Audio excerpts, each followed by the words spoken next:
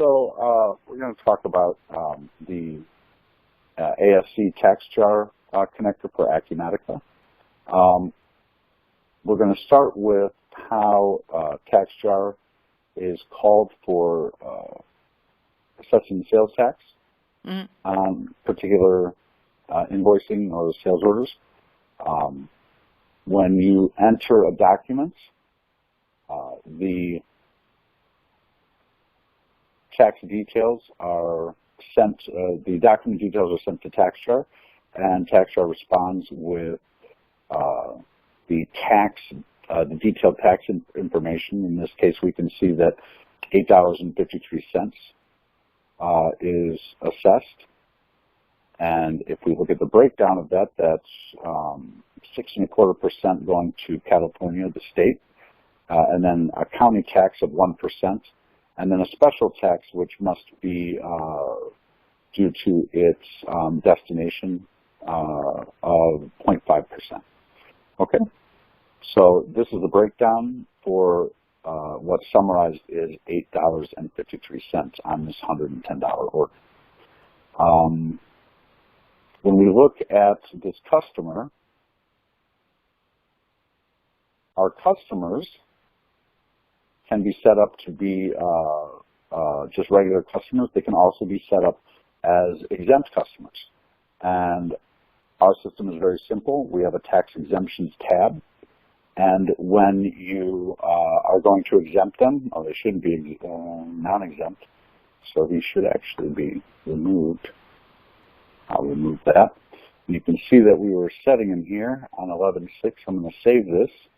And now the up-to-date information has been sent to TaxJar, and as of 2/6, he is no longer an exempt customer. Okay. So when I want to set a customer, I can go ahead and I can simply tell it the jurisdiction. We'll get to that in a moment. So let's go look at sales orders.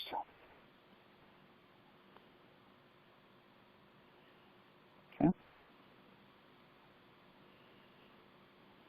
And so we have a few example orders. We're going to just go ahead and make sure we pick one with some stock.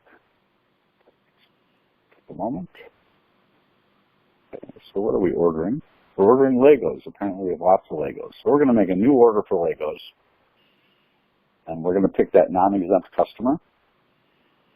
So I open up Acumatica's sales order screen. I pick my customer, my non-exempt customer, who is apparently past due. But we're going to just fix that for the sake of not looking at all these little exclamation points. He's got 390 days. How about that? First due date, 2019. That's right. Oh, cool. He's no longer past due. Awesome. Okay. So let's save that. Okay, so you're no longer throwing all these exclamation points that might alarm folks. So we're going to go ahead and order some Legos. The 500-piece set seems to be the only one I have. So I'm going to order this 500-piece set, and I'm going to order, let's just say we're going to order 2 of them. So 2 things you can note. Oh, of course, I don't have any. I thought I did.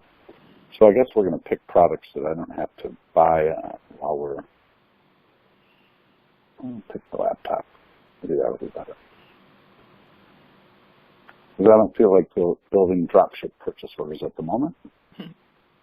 Awesome. Okay, so we actually have those in stock. Much better example. But what you can see is an exclamation point says, hey, tax is not up to date.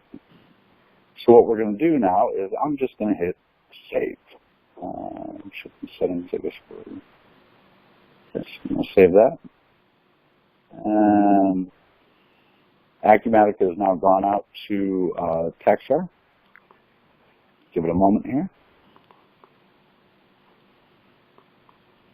And does TaxJar sit on top of Acumatica or within Acumatica?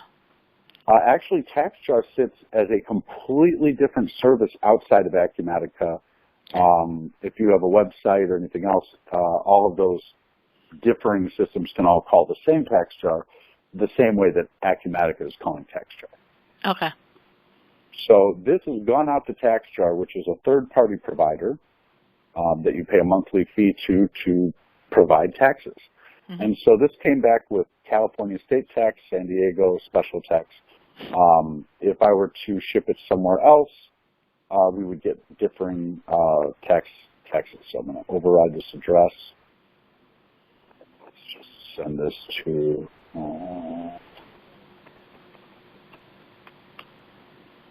Riverwoods, Illinois. Now, I'm cheating because I know that I have a nexus set up for Riverwoods, Illinois. Mm-hmm. That's the benefit of having set up my TaxJar account. So now you can see, once again, it's telling me my tax total is wrong.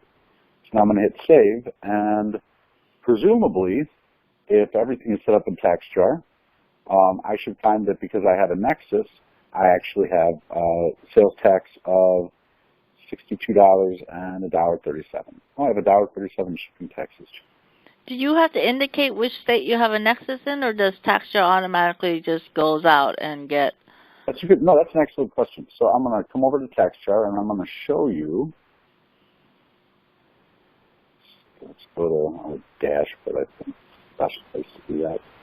So if I want to look at my nexus, you can see here are the places that I've told them I have nexus. Okay? So I've said I have nexus in these states.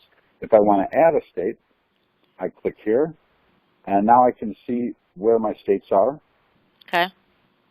With nexus. Okay.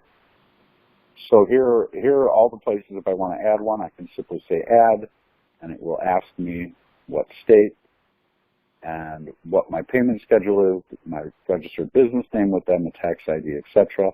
And as soon as I hit save, now I am assessing taxes in that particular. So we have to answer all those questions when we set up a new state. That's correct. Okay.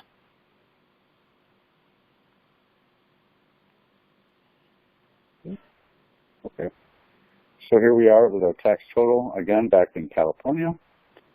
And what I'm going to do is, I think I've done it in a way that I can just fly through and make my shipment and everything else and get all the way to my invoice, ideally for the sake of showing just how the taxes work on the back end. So this is going to process a shipment, confirm it, create the invoice, and get me all the way to the end of the process so that I can actually show you in TaxJar what's happening. Perfect. So it created my shipment. Of course, something needs to be confirmed. You thought it was actually going to work perfect? You know, sometimes it does, sometimes it doesn't. I probably shouldn't have picked. I probably shouldn't have picked this particular. FedEx is going to ask me for that stuff, so we're going to use somebody who doesn't require all that stuff. Temperamental. Yeah, it's actually FedEx. It's not so much Acumatica as FedEx wants. So if I'm running this, do I have to have TaxJar open, or is just a seamless integration where I'm just working in Acumatica and it goes back and forth? Okay. Yeah, it's seamless. I just want to show you what's going on. Okay. So what we have now is a shipment that has been confirmed, and I'm going to go ahead and prepare the invoice. Oh, the manual way, I had to do 3 clicks. Oh, life is tough. Getting carpal tunnel, all this clicking. It was at least 3 clicks. So here we go. Oh, good. Where is the manual now? Oh, geez. So, in fine fashion, we don't have financial periods open for February. And financial periods. Do we have 2020 financial periods? They at least could be that.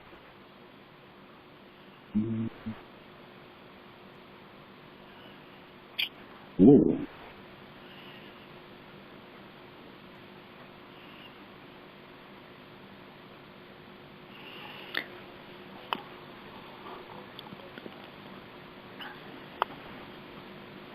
I don't even have a financial page for that. That's interesting.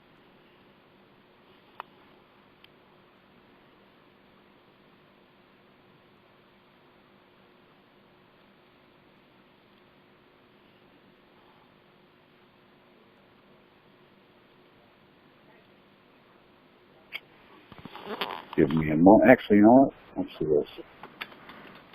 Other than trying to fix all of those, I'm just going to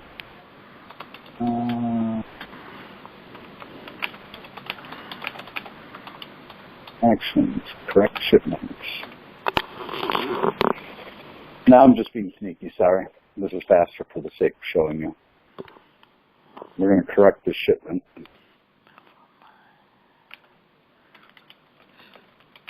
I'm going to delete the shipment. I'm going to go back to my sales order, change my shipping settings. See, now I'm going to be fancy again.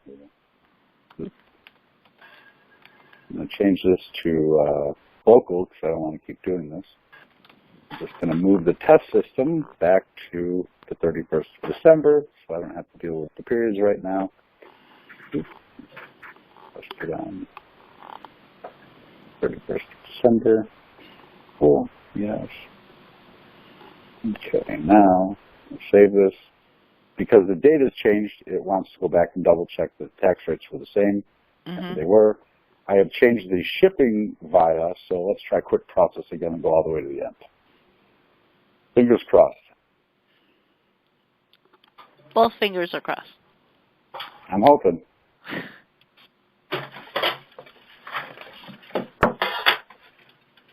Now we have an open financial period, which accounting systems tend to like.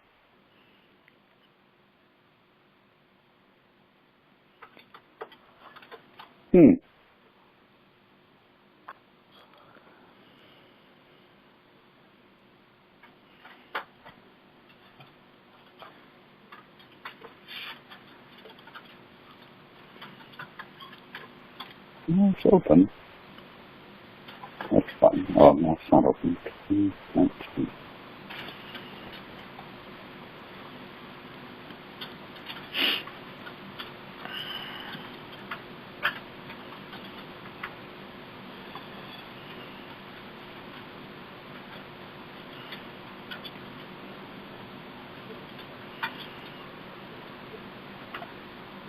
I'd be better fixing the financial periods before this. Okay. Okay. So we have a shipment. And once again, the shipment has been confirmed on the wrong shipment date. I'm going to move it back.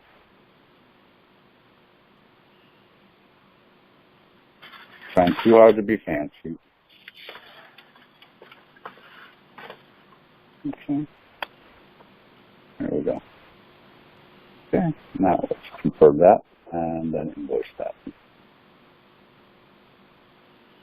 Mental note, Jim, let's roll the demo systems forward.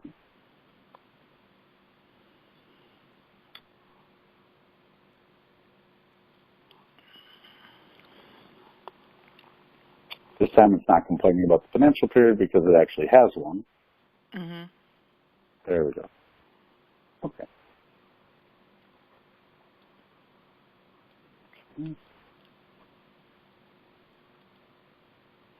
So here we have a balanced invoice for 2 of the computers on 12/31.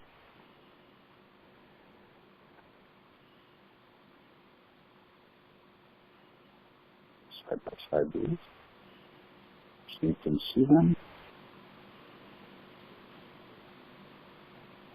So I'm only showing you TaxJar so you know what's going on in the background as it's actually booking the sales tax. So okay. I'm going to go ahead and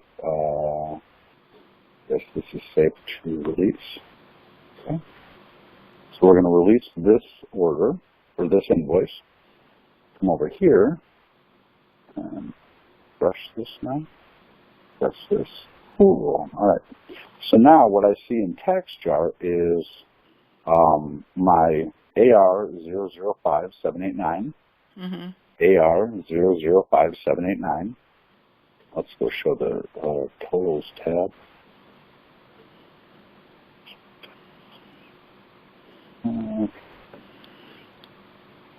here we go. We have $1,000. Mm-hmm. So we have $1,000 details, right? And we have $77.50 in sales tax. $77.50 in sales tax. If I go to the details, I can even get down to the amounts by the jurisdiction. In California, I know this is sort of important, so let's go ahead and look at the dashboard and just look at the California one. So let's look at the sales tax report. I'm going to go back to the previous quarter. Yep. And here we go. So I can see my schedule, district tax, looks like Schedule B. I have $0 because it's past its time now. 37, okay. So the information that we have is booked right here. That form looks familiar. Yeah, all this stuff. So everything that you're doing, in Acumatica is breaking down so that you actually have like a schedule of the different localities, districts, the state, etc. I know that's especially important in California because it's all very granular. Right. But extremely this is granular. where you would find it. Yeah, this is where you would find it. So I have a couple questions. One, when we go live with you guys, are all the state already set up? Or do we have to manually go in and set up each state, what their filing is, kind of thing? We can give you assistance on that. We will have to go in and turn on Nexus for whatever states you are responsible for paying in sales tax. So you will have to work with us or work in TaxJar. Now there is a check. There is a check that helps that helps answer some of the questions, as you can see here. So if you look at TaxJar here, they do have some helpful information and some frequently asked questions as far as being able to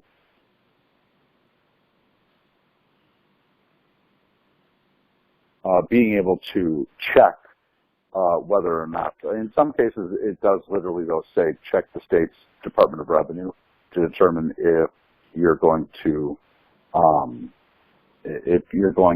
exclude, exempt, or marketplace sales from like thresholds, things like that. Okay. Okay. I just want to know because right now I don't have the manpower, so I need to know how much time I have to allocate to setting TaxJar up versus how much of it is already going to be done for me when I flip the switch. And that's probably something that we would have to look at, what your sales are, where they are, to determine where we need to set up your Nexus. But it really doesn't take more than a couple of minutes on a per state basis. So if we have some sales information and all of your locations, we should be able to assess that pretty quickly for you.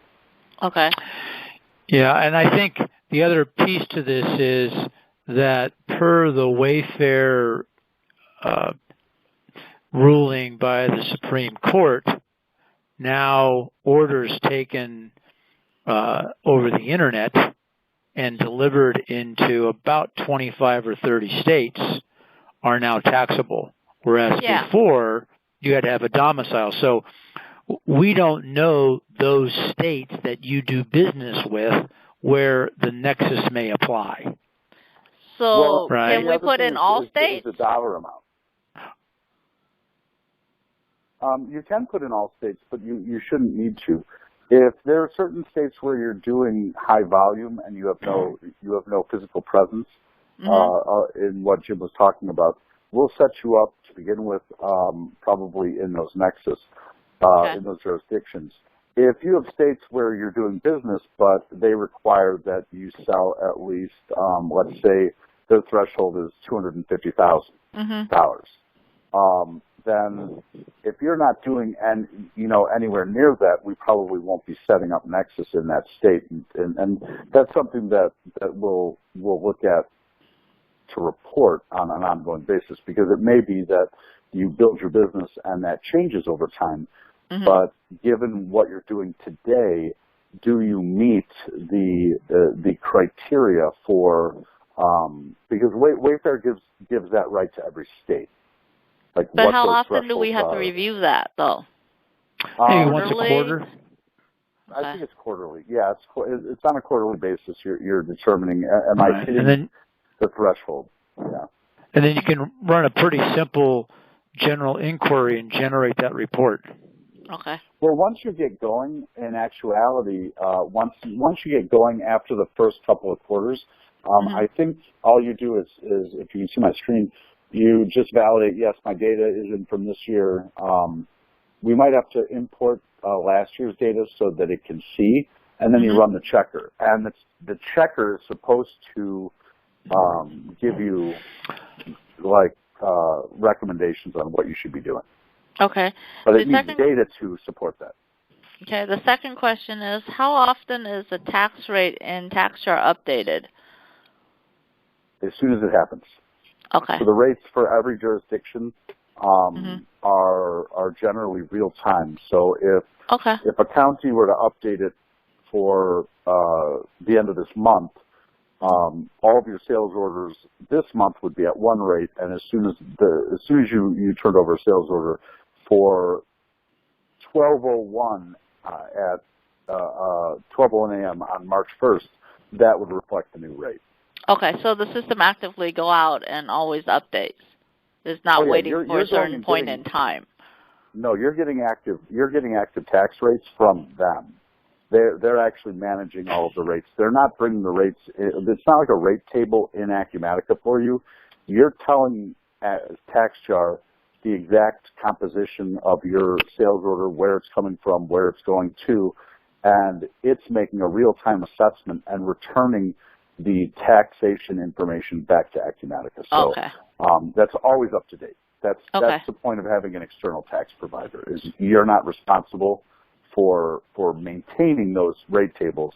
That's why you're paying the service. Okay. And then are we able to import data from a different software, which I won't name, into TaxJar, so we have the historical data? Yes.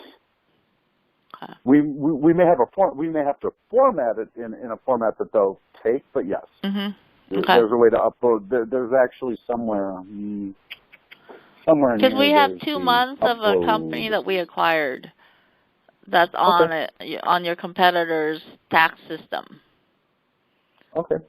So I want to get those data in, and so we don't miss anything, and hopefully we don't have to manually go in and calculate everything. Right now, I'm short on labor, and I'm short on time. Sure.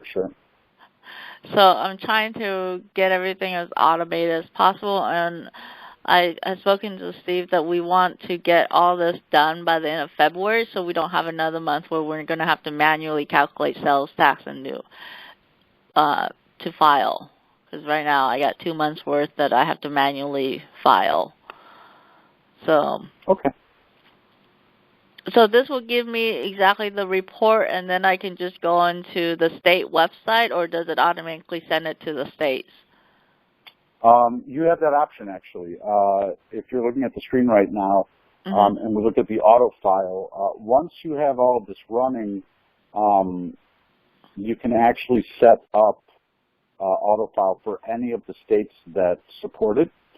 So if we look at our dashboard, Florida, Idaho, Missouri, Illinois, North Carolina, all of these, California, it looks like you can one button press and actually file, and there's a cost. It's $25 each time you file. It's cheaper than me. Well, of course, it's a lot less time. It's a lot less. Yes. I mean, I'm sure your time is worth a lot more than for the hours. I hope so, anyhow. Yeah. Yeah, I'm sure. I like to be able to just click a button and have it go. I'll pay the $25 fee. I'm sure. I'm sure in the time that it would take you, you would lose a lot more than $25 in yeah. how valuable your time is. So, yeah. Okay. Okay. Okay. And so the one outstanding, I think that kind of covers the recording, Jim.